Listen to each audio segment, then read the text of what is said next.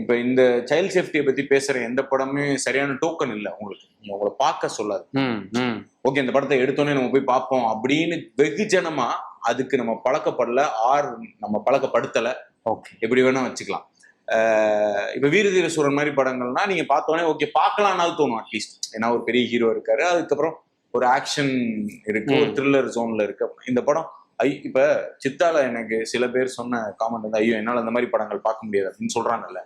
இந்த மாதிரி படங்கள் சொல்றதே ஏதோ ஒரு மாதிரியான படங்களுக்குள்ள சித்தாவை வரையறுக்கிறாங்கல்ல, அதுலயே நான் முரண்படுறேன்.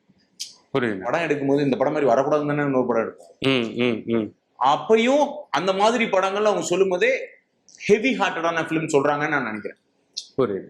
இருக்குமா, ஐயோ இதை பார்த்தா நான் அழுதுருவேன் அப்படி கரெக்ட். அப்ப அது கண்டிப்பா சித்தா பார்த்தா அழுவோம். அப்போ ரொம்ப ஈஸியா படம் பார்த்து அழுகிறவங்களுக்கு அது அழுக வரும்.